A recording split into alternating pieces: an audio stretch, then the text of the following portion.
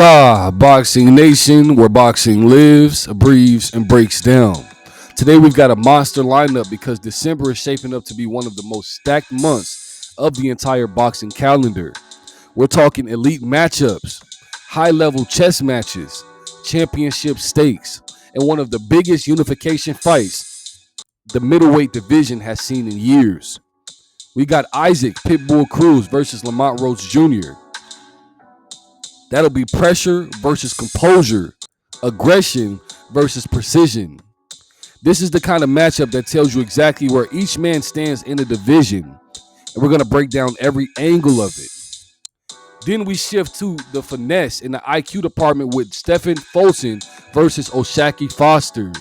Now officially set for December 6th. This fight is pure technical masterclass waiting to happen.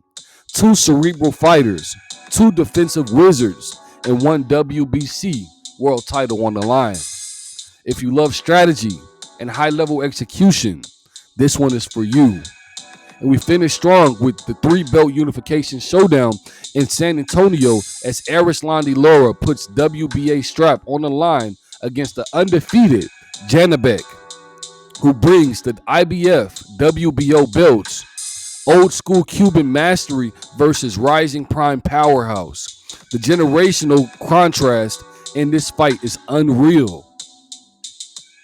And then we'll close this with your favorite segment, On This Day in Boxing History. So lock in. This episode is loaded, full of insight, angles, strategy, and the high quality analysis you expect from the nation. Let's break this all down. This one is one of the most intriguing style clashes of 2025 because both men has evolved significantly in the last 2 years.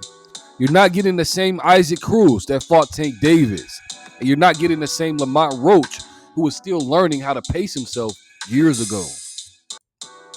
Isaac Cruz has transitioned from being labeled a one-dimensional bull to showing real adjustments, better upper body movement, more patience cutting off the ring, smarter shot selection, improved defensive responsibility mid-range, and most importantly, he has learned how to pressure without burning energy unnecessarily.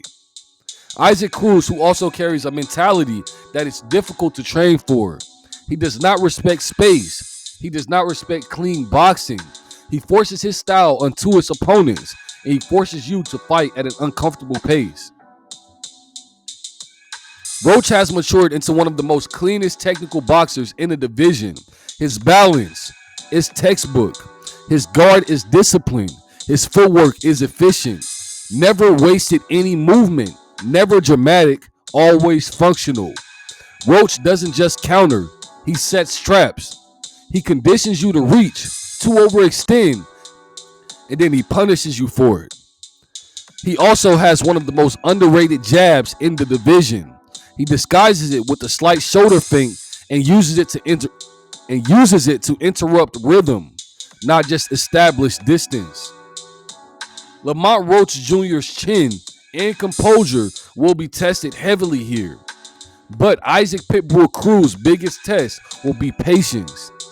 If Cruz rushes, he gets picked apart. If Lamont Roach Jr. stays in the pocket too long, he gets mauled. Isaac Pitbull Cruz needs to force Lamont Roach Jr. backwards early. Use the lead hook under Roach's jab.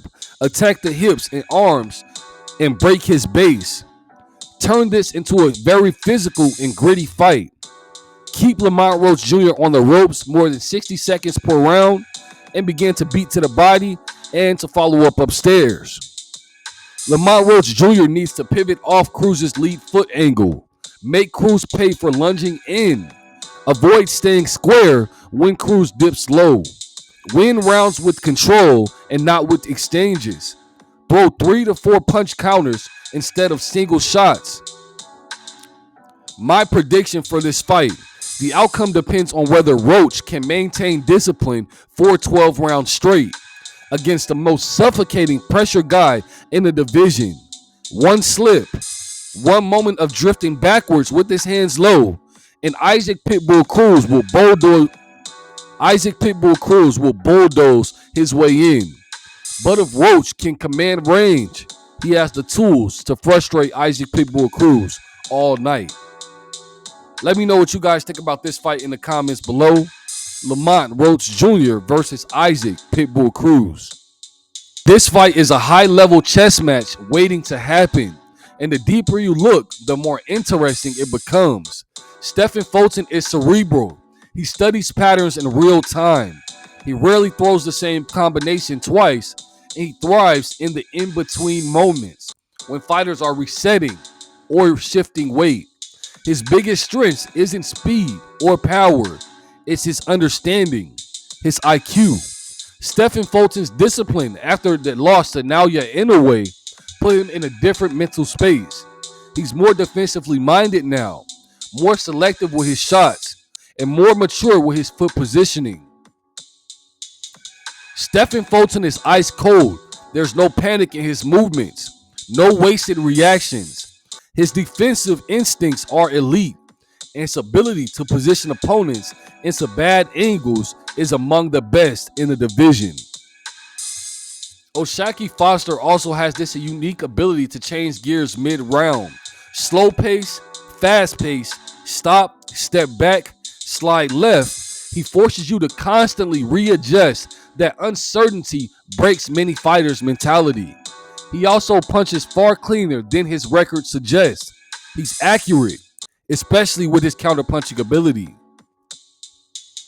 This matchup will feature a lot more feints on feints, two defensive geniuses, extremely few clean mistakes, ring IQ battles every second. This is not a fight for the casuals. This is artistry.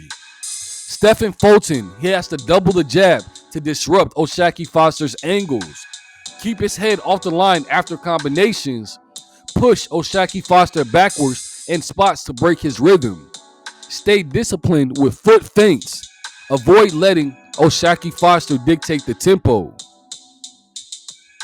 For O'Shaquie Foster, he must lead Fulton with blind angles, win the early rounds to force Stephen Fulton to press, trap him mid-range with sudden pivots, counter the jab with sharp right hands, and make Fulton hesitant to open up. My prediction for this fight, this is about who can force who to fight uncomfortable. Both guys solve puzzles in the ring. Whoever writes the rhythm wins the night.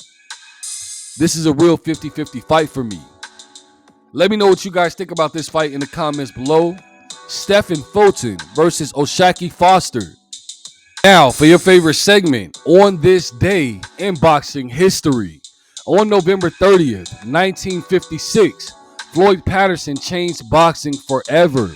At just 21 years old, he knocked out the legendary Archie Moore to become the youngest heavyweight champion the sport has ever seen. At the time, Patterson wasn't expected to become a dominant heavyweight because he was smaller, lighter, and built like a modern cruiserweight. But his explosiveness, peak defense, and incredible athleticism allowed him to beat bigger and stronger opponents. Floyd Patterson paved the way for smaller, explosive heavyweights, the peakable defensive systems, aggressive athletic styles.